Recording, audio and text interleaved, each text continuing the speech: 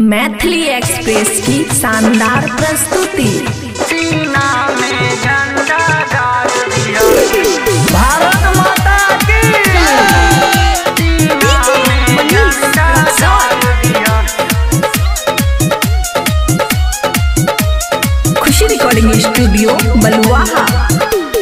आतंक मिटई है, सीमा पार गई है, दुश्मन के देश में तिरंगा फहरई है।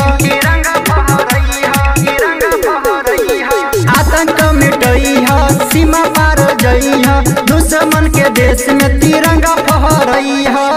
चढ़ल बाना सत उतार दिह, चढ़ल बाना सत उतार दिह। ढेर बोली त जिंदा मार दिया, सीना में झंडा गाड़ दिया। ढेर बोली त जिंदा मार दिया, सीना में झंडा गाड़ दिया। सीना में झंडा गाड़ दिया। डीजे मनीष रक्सौल।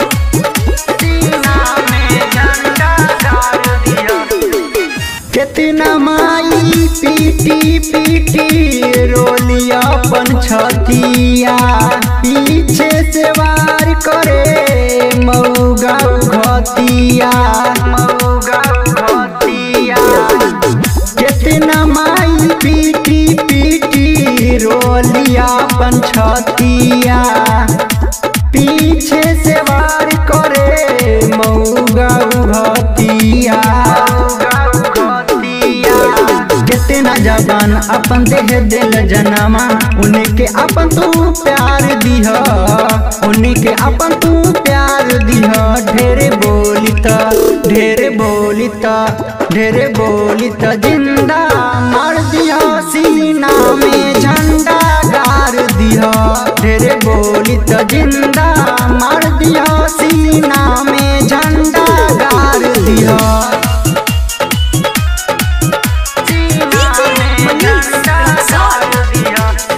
खुशी रिकॉर्डिंग स्टूडियो बलुआहा।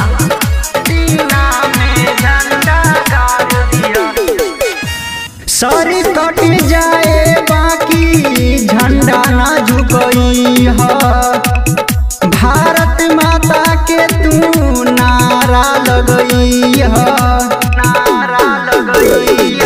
सर कट जाए बाकी झंडा ना झुकई है, भारत माता के तू नारा लगई है। बारा तू सहारा आखिया के तारा, सपना ओकर उजार दिह, सपना ओकर उजार दिह। ढेर बोली त जिंदा मार दिह, सीना में झंडा गाड़ दिह। ढेर बोली त जिंदा मार दिह, सीना में झंडा गाड़ दिह। आतंक मिटई है, सीमा पार गई है, दुश्मन के देश में तिरंगा फहरई है। चढ़ल बाना सत उतार दिह, चढ़ल बाना सत उतार दिह। ढेर बोली त जिंदा मार दिया, सीना में झंडा गाड़ दिया। ढेर बोली त जिंदा मार दिया, सीना में झंडा गाड़ दिया। खुशी रिकॉर्डिंग स्टूडियो बलुआहा।